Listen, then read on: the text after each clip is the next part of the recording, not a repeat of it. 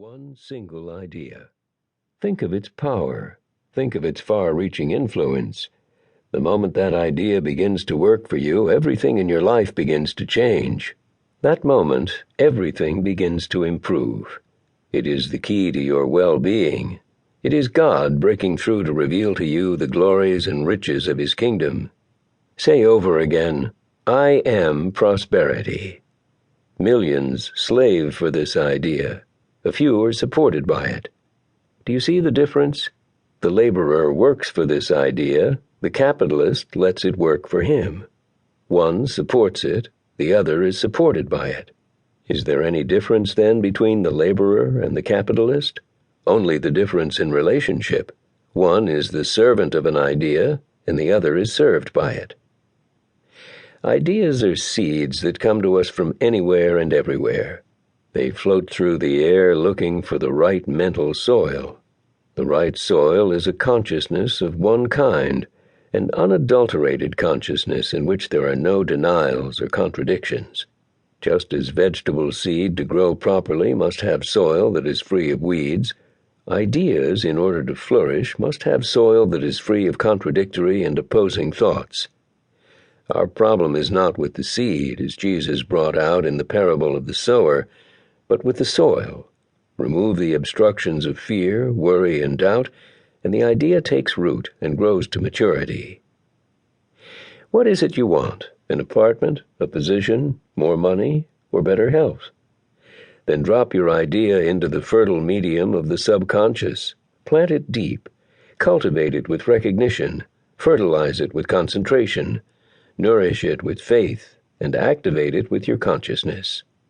Condition your consciousness, and there is nothing that you cannot have.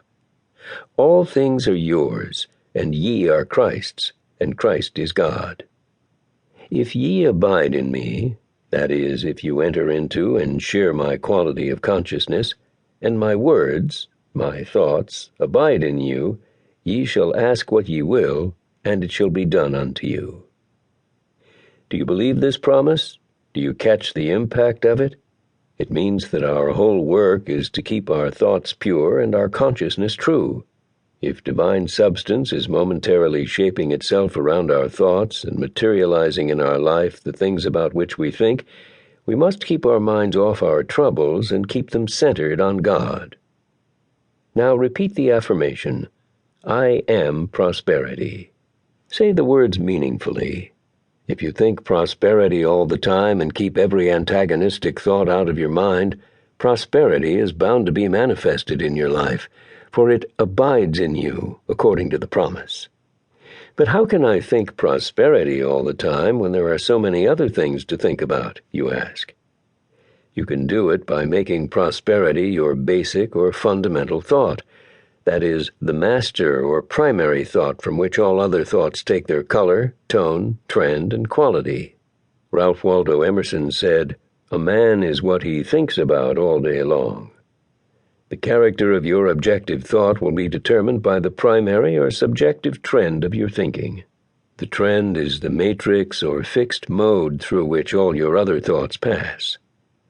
Worry usually begins in some small anxiety in the mind and becomes basic or habitual through repetition. We repeat the same worry day by day until it becomes a habit or an automatic expression in our life. Habits make a path or channel through which our thoughts and actions travel. The channel enlarges as the thought is repeated and gets deeper and wider until the habit tends to dominate all our thoughts, actions, and character. That is why a man is what he thinks about all day long. If the basic thought of a man is worry, everything in his life will be tinctured by the progeny of worry. Fear, timidity, uncertainty, depression, irresolution, doubt, bashfulness, indecisiveness, and lack of confidence.